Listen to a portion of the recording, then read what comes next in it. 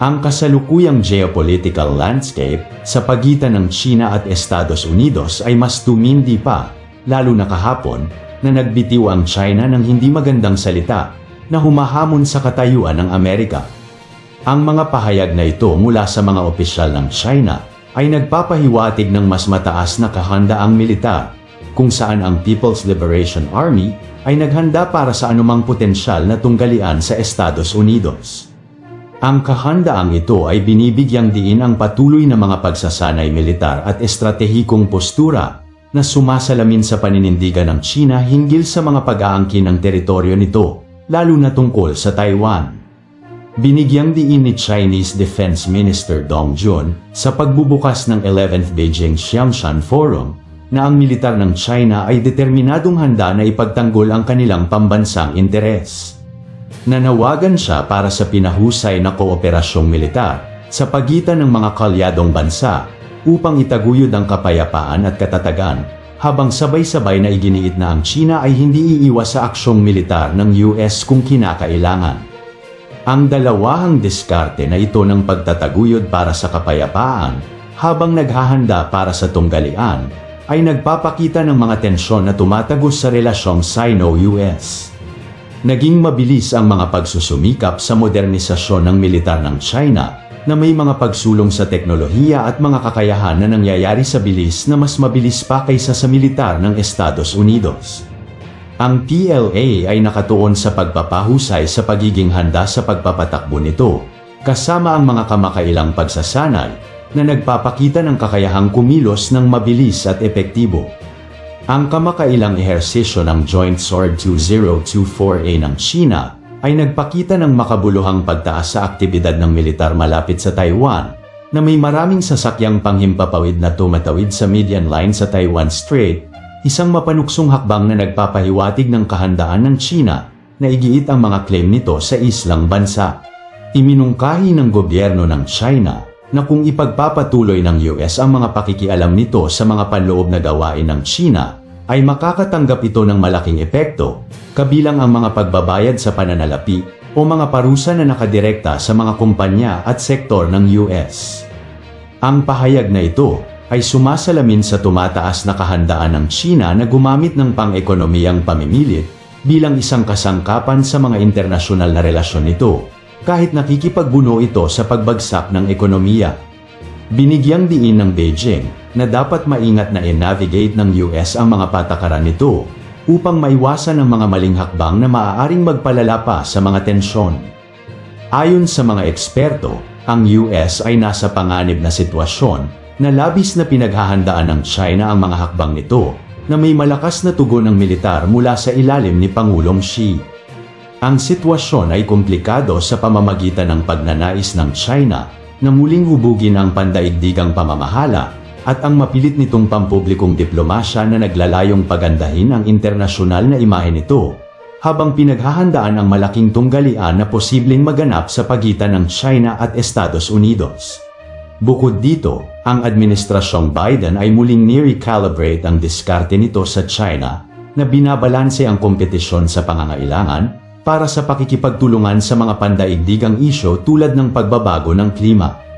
Gayunpaman, ang nangingibabaw na damdamin sa mga negosyo ng US na tumatakbo sa China ay nananatiling pesimistiko, kung saan ang gobyerno ng China ay binabanggit ang kawalang kasiyahan sa Amerika. Ang mahigpit na babala ng China ay itinatampok ang marupok na estado ng relasyon ng Estados Unidos at Beijing, kung saan ang mga pang-ekonomiya at diplomatikong maniobra ay lalong magkakaugnay, at ang mga taya para sa parehong mga bansa ay patuloy na tumataas. Sa kabilang anggulo, bilang tugon sa pagiging mapamilit ng China, muling sinuri ng US ang postura ng depensa nito sa rehiyon ng Indo-Pacific, kung saan ang Pentagon ay nagpahayag ng mga alalahanin tungkol sa sarili nitong kahandaang militar, lalo na sa liwanag ng potensyal na salungatan sa Taiwan. Ipinahiwatig ng mga opisyal ng depensa ng US na bagamat walang konkretong plano sa pagsalakay mula sa China para sa mga susunod na taon, ang timeline ay nananatiling isang focal point para sa diskarteng militar ng US na nagsusumikap ang Amerika na palakasin ang presensya nito sa rehiyon at pinapahusay ang mga alyansa at pakikipagsosyo nito upang hadlangan ang anumang agresibong hakbang ng China. Ang pagkaapurahan ng mga paghahandang ito ay binibigyang diin ng pagkilala na ang isang salungatan sa China ay maaaring magkaroon ng mga sakuna na kahihinatnan, kabilang ang makabuluhang militar at sibilyan na madadamay, pagkagambala sa ekonomiya, at ang potensyal na paggamit ng nuklear sa tunggalian. Ayon sa mga analyst, na ang kahalagahan ng pagpapanatili ng isang mapagkakatiwalaang deterrent ay napaka-importante upang maiwasan ang isang komprontasyon ng militar na maaaring magmula sa mga maling kalkulasyon o hindi pagkakaunawaan sa pagitan ng dalawang makapangyarihang bansa na posibleng humantong sa isang malaking tunggalian. Ang mga implikasyon sa tumaas na kahandaang militar ng China at ang potensyal para sa tunggalian ay lumalampas na sa kagyat na dinamika ng US at China. Ang patuloy na mga tensyon ay may malaking epekto para sa katatagan ng rehiyon sa Silangang Asya at sa mas malawak na internasyonal na komunidad. Mahigpit na sinusubaybayan ng mga kalapit na bansa ng China ang sitwasyon dahil maaaring makita nila ang kanilang sarili na nahuli sa crossfire ng isang pagharap sa pagitan ng Estados Unidos at Beijing.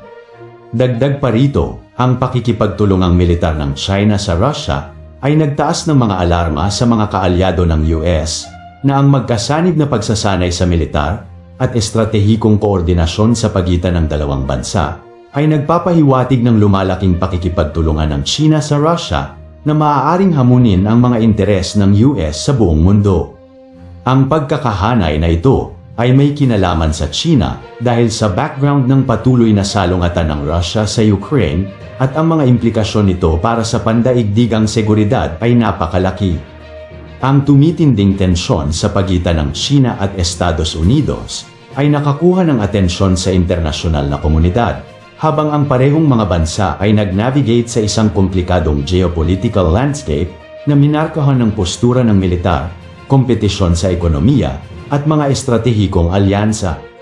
Ang salungatan na ito ay umabot na sa isang kritikal na yugto na nag-udyok sa mga bansa sa buong mundo na masusing subaybayan ang mga kaganapang ito at tasahin ang kanilang mga implikasyon para sa regional at pandaigdigang katatagan. Sa nakalipas na isang dekada, ang China at US ay hindi nagkakaintindihan na kadalasang inilarawan ng Estados Unidos ang China bilang isang bagong Cold War. Ang gobyerno ng Amerika ay lalong nagbalangkas sa China bilang isang estratehikong katunggali at isang face-time threat na humahantong sa isang mas confrontational na paninindigan sa mga usaping diplomatiko at militar. Ang pagbabagong ito ay makikita sa iba't ibang lugar, kabilang ang kalakalan, teknolohiya, at mga operasyong militar, partikular na sa South China Sea at sa paligid ng Taiwan, na itinuturing ng China na pangunahing pambansang interes, at inaagaw ang mga soberanya ng mga kalapit nitong bansa. Ang mga bansang Europeo ay nagpahayag ng magkakaibang pananaw sa China, kung saan ang mga lider tulad ng French President na si Emmanuel Macron ay nagsusulong para sa isang mas nuanced na diskarte sa pakikipag-ugnayan, habang ang iba, tulad ni German Chancellor Olaf Scholz, ay kumuha ng mas matatag na paninindigan laban sa pagiging assertive ng China. Ang mga isla sa Pasipiko, Timog Silangang Asya, at mga bansa sa Africa at Latin America ay partikular na apektado sa salungatan ng Estados Unidos at Beijing. Nasaksihan ng mga rehiyong ito ang pagtaas ng kompetisyon para sa impluensya, habang ang parehong mga bansa ay naghahangad na palawakin ang kanilang presensya sa ekonomiya at militar. Pinahintulutan ng Belt and Road Initiative ang China na palalimin ang ugnayan nito sa maraming umuunlad na bansa, habang tumugon naman ang US sa pamamagitan ng pagpapalakas ng mga alyansa at pakikipagsosyo upang kontrahin ang impluensya ni Pangulong Xi Jinping. Ang mga multilateral na organisasyon at forum ay naging mahalagang plataporma para matugunan ang mga komplikadong relasyon ng US at China upang hindi umabot sa isang malaking tunggalian ng militar. Ang nalalapit na Asia-Pacific Economic Cooperation Summit ay nakikita bilang isang kritikal na pagkakataon para sa dialogo sa pagitan ni Pangulong Joe Biden at ng Chinese leader na si Xi Jinping. Iminumungkahi ng mga analyst na ang isang matagumpay na summit ay maaaring humantong sa isang de-escalation ng mga tensyon at isang panibagong pangako sa dialogue ng militar na mahalaga para maiwasan ang mga maling kalkulasyon na maaaring humantong sa salungatan.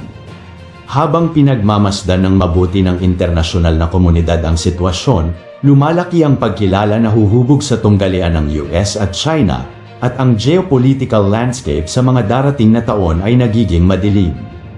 Ang mga kaalyadong bansa ng magkabilang panig ay lalong nababatid na ang kanilang sariling seguridad at pang-ekonomiyang interes ay magkakaugnay sa dinamika ng relasyong ito. Bilang conclusion, ang mga kaganapan kahapon ay nananatiling puno ng tensyon ang sitwasyon sa pagitan ng China at United States.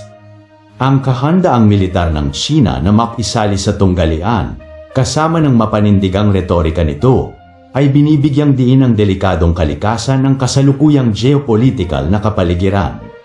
Ang tugon ng US na nailalarawan sa pamamagitan ng mga pagsisikap na palakasin ang mga kakayahan at alyansang militar nito ay nagpapakita ng pagkilala sa mga seryosong panganib na dulot ng mga ambisyon ng China. Ang potensyal para sa maling kalkulasyon para sa China ay napakalaki na dapat ang parehong mga bansa